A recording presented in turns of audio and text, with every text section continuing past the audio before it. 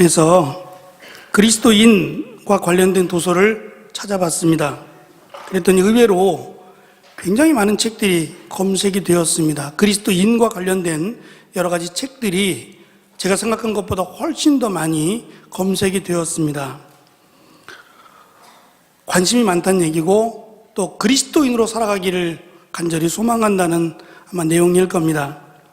라틴어에서 그리스도인을 검색했더니 그리스도를 열렬히 지지하는 사람, 그리스도를 열렬히 지지하는 사람이라고 정의를 하고 있었습니다.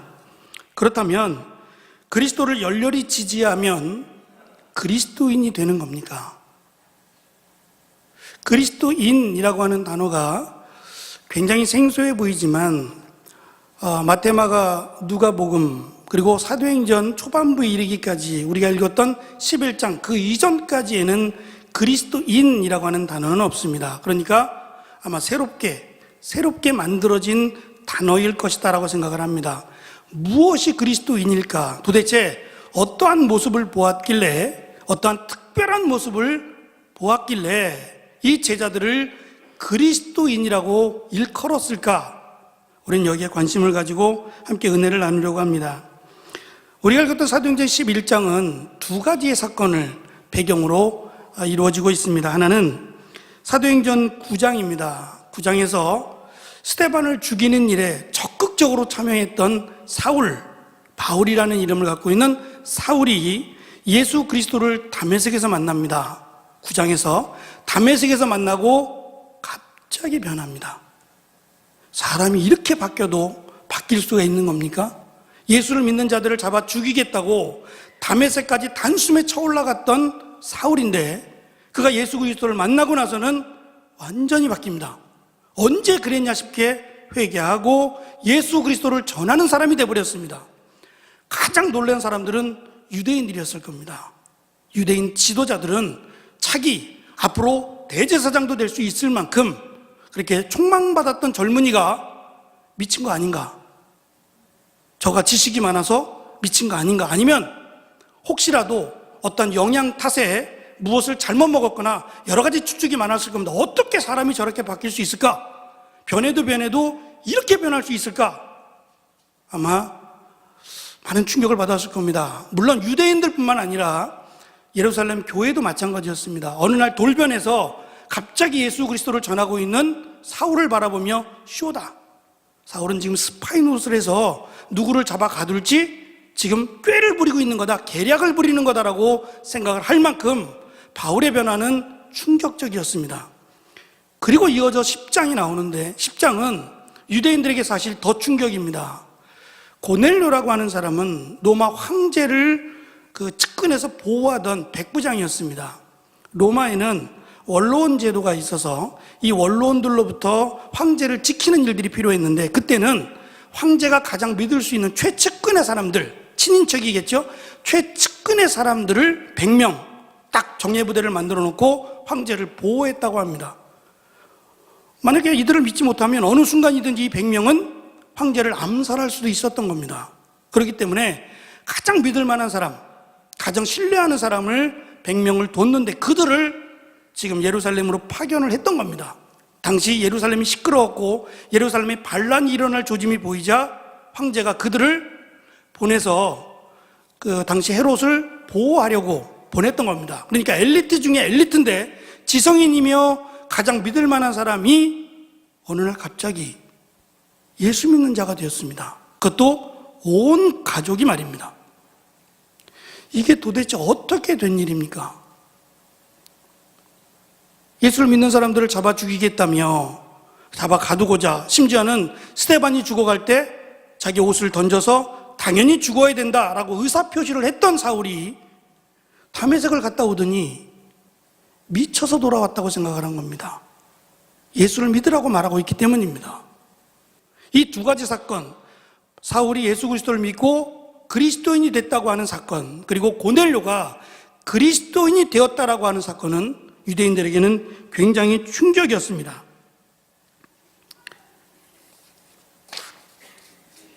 본문은 예루살렘 밖으로 흩어진 자들이 안디오게까지 도망가는 내용으로 시작을 합니다. 예루살렘에서 예수가 죽고 나서 예수를 믿는 자들을 이참에 다 정리하자, 다 없애버리자라고 선전포고를 하고 그들을 잡아 가두기 시작합니다. 그래서 어쩔 수 없이 이 박해를 피해서 유대인 기독교인 그리고 이방인 기독교인들이 멀리 예루살렘으로부터 도망가기를 시작합니다. 피하기를 시작합니다. 그 피해서 갔던 곳 가운데 한 곳이 이 안디옥이라는 곳인데, 안디옥은 국제무역 도시입니다. 그러니까 유럽으로 그리고 소아시아로 어느 곳으로든지 갈 때 꼭 반드시 지나쳐 가야 되는 도시였습니다.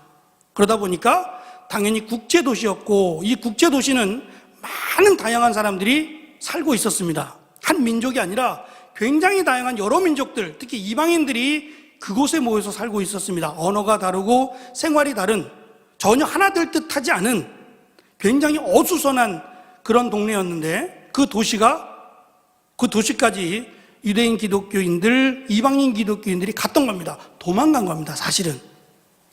환난을 피해서, 핍박을 피해서 안디옥까지 간 겁니다. 그런데 그들이 도착해서 가장 먼저 한 일이 뭐냐면 복음을 전하는 겁니다. 또 쫓겨날 수 있는데, 여기서 전하다가 또 쫓겨날 수 있는데 직장부터 구하거나 살아가야 될 집부터 구하거나 아니면 좀 잠잠히 있다가 시간이 좀 흐른 뒤에 그 다음에 복음을 전해도 되는데, 가자마자 집도 구하기 전에, 직장도 구하기 전에 서둘러서 복음을 전하기 시작한 겁니다. 여기까지는 좋았습니다. 그런데 사도들이 간 것도 아니고 이름도 알 수 없는 사람들, 이름도 밝히지 않은 사람들이 안디옥까지 가서 복음을 전했습니다. 그러면 얼마나 잘 전했겠습니까? 사도들이 한 명도 없으니까 고작 전하면 사도들로부터 전해 들었던 내용들, 그게 다일 겁니다. 그러니 구체적으로 또 오랜 시간을 두고 복음을 전한 것도 아니고 굉장히 짧은 시간에 도착하자마자 그들이 안디옥에서 복음을 전했으니, 이 짧은 시간에, 그것도 언어가 다양하니까 물어 서로 다른 언어들을 서로 통역해 가면서 그렇게 복음을 전했던 겁니다. 짧은 시간에 말입니다. 그런데 이 짧은 시간에, 그것도 언어가 잘 통하지 않는 그들에게 짧은 언어로 예수가 그리스도며 우리의 죄를 대신하여 죽었고, 자기들이 할 수 있는 가장 단순한 말이었는데 전했습니다. 그런데 여기에 하나님의 은혜가 부어지기를 시작한 겁니다. 마치 예루살렘 교회에 임했던 그 성령 충만의 사건이 안디옥에 임한 겁니다. 예루살렘에는 사도들이 많았습니다. 예수님과 함께했던 12명의 제자들 말고도 다른 사람들도 굉장히 많았고, 예수님으로부터 들었던 많은 내용들도 그들에게는 있었습니다. 그래서 예루살렘 교회의 성령이 임했다라는 것은 누구나 인정할 수 있습니다. 사모하는 자들도 많았고, 기도도 많이 했고, 환난과 핍박도 많이 받았었고, 그러니 당연히 예루살렘 교회의 성령이 충만한 것은 지극히 당연하다고 인정을 하면서도, 지금 안디옥은 국제중앙도시 아닙니까? 여러 사람들이 모여 살고 있고, 그들에게는 신앙이란 도저히 찾아볼 수 없는, 어쩌면 하나님과 반대되는 삶을 살고 있던 그들인데, 그들에게 복음을 전했을 뿐입니다. 말도 잘 되지 않는 언어들을 섞어가며 떠듬떠듬해가며 복음을 전했을 뿐인데 그들에게 성령이 임한 겁니다. 예루살렘 교회가 놀랐습니다. 어떻게 무슨 일이 일어났느냐? 이거 잘못된 거 아니냐? 문제가 있는 거 아니냐? 라고 하며 급히 바나바를 안디옥으로 보냈습니다. 우리가 읽은 말씀에 보면 바나바에 대한 소개가 24절에 나오는데요. 바나바는 착한 사람이요 성령과 믿음이 충만한 사람이더라 라고 소개합니다. 착하다라는 얘기는 의롭다는 얘기입니다. 그러니까 요 얘기는 누가복음 23장 50절에 아리마대 요셉을 설명하면서도 그대로 나오는데요. 의로운 사람이라. 그리고 사도들을 설명할 때, 또 집사들을 뽑을 때도 의로운 사람이며 성령과 믿음이 충만한 사람, 스데반도 그랬고요. 그래서 이 정도가 되면 충분히 어떤 문제인지, 이 문제를 어떻게 해결해야 되는지 분명히 정리가 되겠다라고 해서 보낸 겁니다. 아무나 보낸 것도 아니고 분명히 보낼 만큼의 자격이 있어서 바나바를 보냈습니다. 근데 이 바나바가 의롭고 또 성령과 믿음이 충만한 사람이라고 소개했던 또 하나의 이유가 있는데, 그것은 이 안디옥에 임한 성령 충만을 이상하다고 보지 않는 겁니다. 당시 이스라엘은 하나님은 우리의 하나님이라고 여겼습니다. 지금도 그렇지만 우리만의 하나님입니다. 우리만의. 그래서 우리가 우리 하나님, 나의 하나님, 그럼 굉장히 싫어합니다. 하나님은 이스라엘만의 하나님이어야 됩니다. 왜냐하면 아브라함의 조상, 믿음의 조상인 아브라함 때부터 하나님을 섬겨왔는데 너희들은 아무것도 없지 않느냐? 그런데 갑자기 너희들이 왜 하나님을 아버지라고 부르느냐? 기분 나쁘다는 겁니다. 싫어합니다. 그런데 그 하나님이, 그 하나님의 은혜가 지금 이방 사람들에게 내린 것이 어쩌면 당연하다는 듯이 보고 있는 겁니다. 이상하다는 게 아니라 걱정스럽고 염려가 돼서 야, 너희들이 받은 건 가짜야, 너희들은 아니야 라고 말하지 않고 그들에게 임한 성령 충만이 예루살렘에 임한 것과 틀리지 않다라는 것을 확인했습니다. 하나님은 동일하게 예수 그리스도의 복음을 믿는 자들에게 성령 충만을 주신다는 것을 바나바는 믿고 있었기 때문입니다.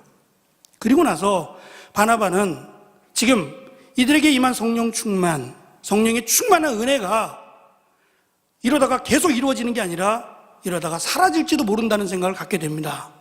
그래서 가르쳐야겠다.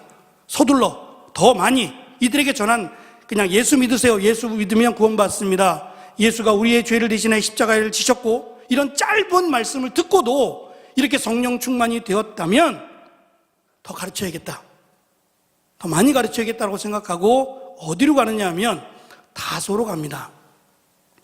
사도행전 9장에서 사울이 갑자기 변했다고 했지 않습니까? 변해도 이렇게 변할 수가 없는 겁니다. 사람은 똑같은데 전에는 혈기를 가지고 예수를 믿는 사람들을 없애버려야 되는 것이 마치 자기의 사명인 것처럼 모든 것을 뒤로한테 쫓아 올라갔던 바울입니다.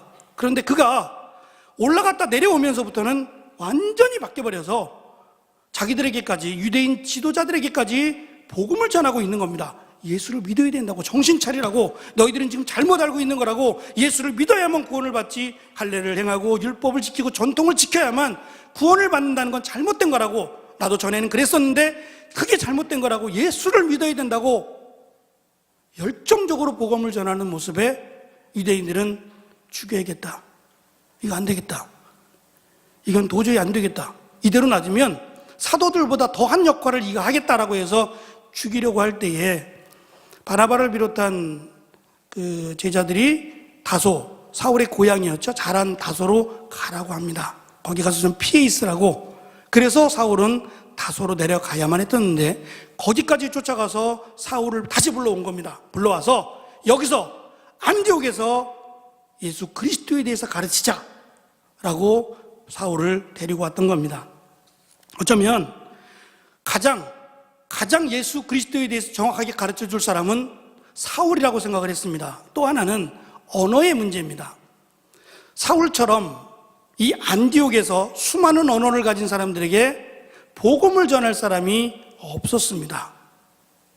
사울은 이미 다소라고 하는 헬라 문화에 젖어 있는 상태에서 생활을 했습니다. 태어날 때도 그랬고, 그리고 어렸을 때부터 유대인 중에 유대인으로 또 가말리엘 문화생에서 자랐기 때문에 그는 당시에 살고 있는 모든 사람들의 언어를 아마 거의 다 알고 있었을 겁니다. 그래서 얼른 바울을 데려다가 그들에게 가르치기를 시작합니다.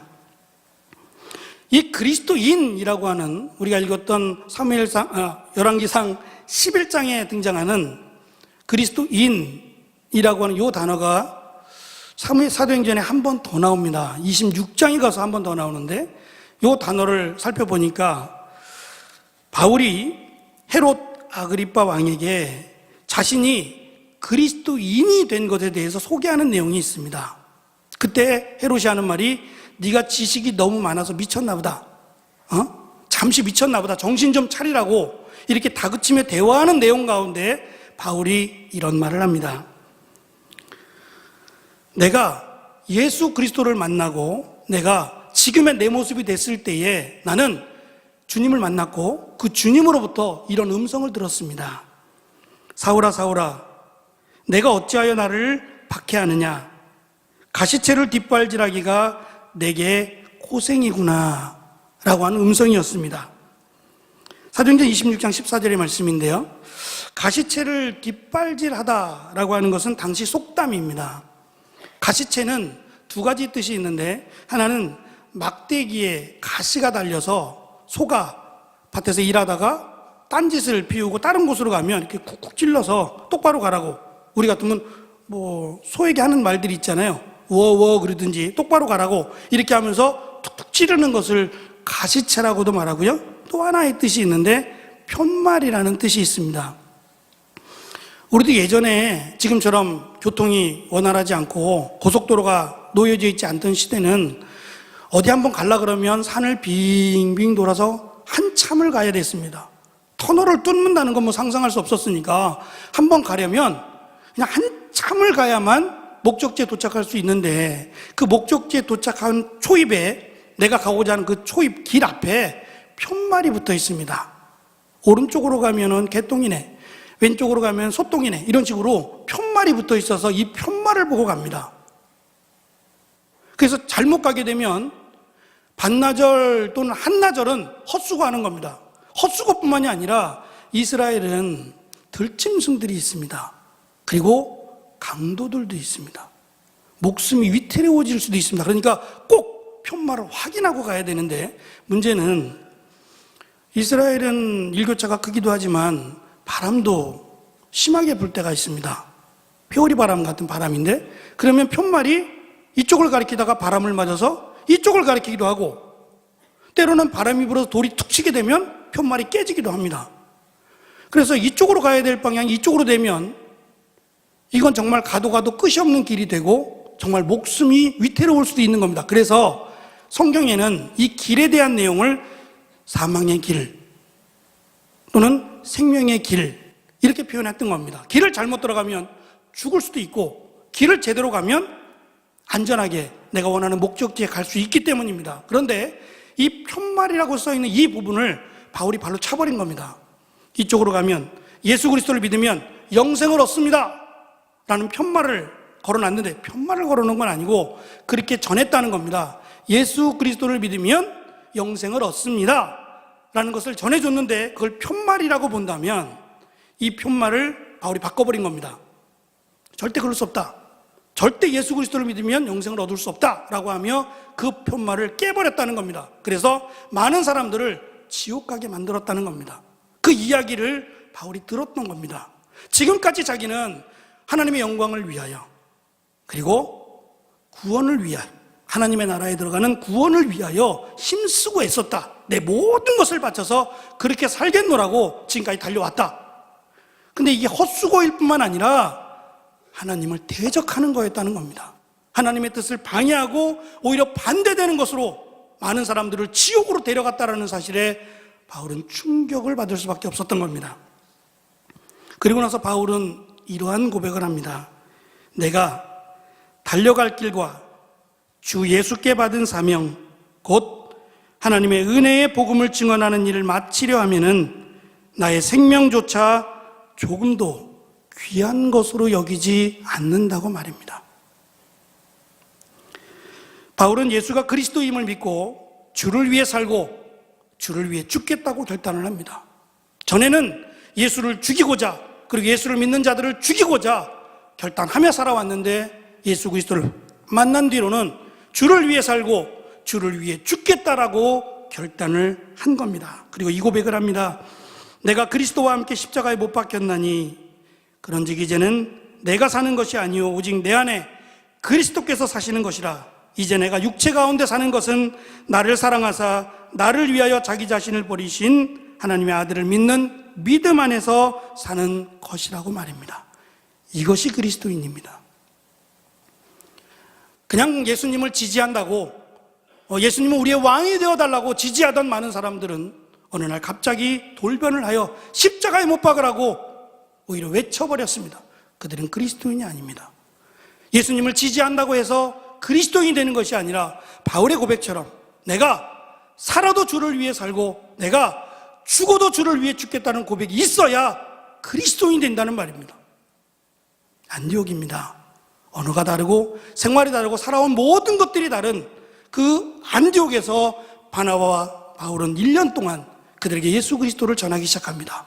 예수가 그리스도로 이 땅에 오셨고 우리의 죄를 대신하여 죽으시고 3년 동안 제자들에게 어떠한 것을 가르쳤으며 어떠한 일이 있었는지를 1년 동안 그들에게 가르치고 나서 그들은 변합니다.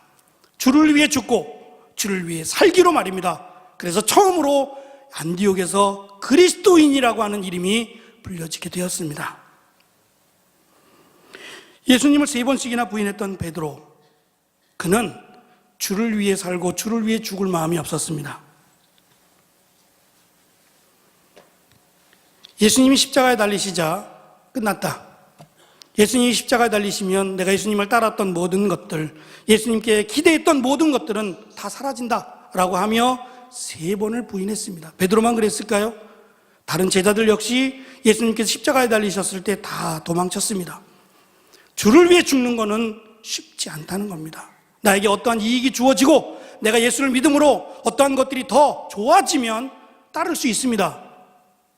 그런데 내가 이것 때문에 고난을 당하고 이것 때문에 심지어는 죽음을 당한다고 해도 정말 주를 따를 수 있다면 그를 그리스도인이라고 부른단 말입니다. 그래서 베드로는 예수님을 3번씩이나 부인했었지만 그는 마지막 자기의 생을 마감하면서 이렇게 고백합니다. 만일 그리스도인으로 고난을 받으면 부끄러워하지 말고 도리어 그 이름으로 하나님께 영광을 돌리라. 그리스도인으로 고난을 당하는 것 자랑하라는 말입니다. 내가 그리스도인으로 당하는 어려움, 손해 기뻐하라는 말입니다. 그것이 그리스도인의 모습이라는 겁니다. 바울은 이제 내가 살아도 이제 내가 죽어도 주를 위해 살고 주를 위해 죽겠다고 고백합니다. 멋지지 않습니까? 하나님은 바울의 사명이 끝날 때까지 그의 걸음을 멈추게 하지 않으셨습니다. 예루살렘에서 로마로 갈 때도 많은 사람들이 말렸습니다. 거기 가면 죽습니다. 왜 죽는 곳을 가려 합니까? 라고 말을 했을 때에 바울이 이 말을 합니다. 아직은 아닙니다. 때가 되면 나도 죽겠지만 하나님께서 나에게 일을 맡기신 이상 아직은 아닙니다. 그 일이 끝나면 하나님이 나를 데려가시겠지요. 지금은 아닙니다. 걱정하지 마십시오. 분명히 하나님은 지키실 것이며 하나님은 나와 함께 하실 것입니다. 라고 이야기를 하며 로마로 향합니다.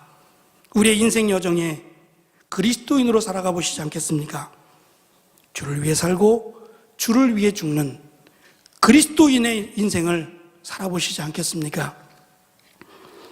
월요일부터 우리는 21일 특별새벽 부흥회를 합니다. 아침부터 하루의 첫 시간부터 하나님께 기도하며 부르짖으며 하나님, 내가 살아도 주를 위해 살고 내가 죽어도 주를 위해 죽겠습니다라는 이 고백으로 나아가기를 원하셔서 우리에게 허락하신 은혜의 시간입니다. 육신적으로는 피곤할 수 있습니다. 익숙하지 않아서 잘 일어나지 못할 수도 있습니다. 그래도 내가 주를 위해 살겠다 이 고백으로 한번 21일뿐만이 아니라 내 인생을 그리스도인으로 멋지게 살아가는 우리 모두가 되기를 간절히 축원합니다. 기도하겠습니다.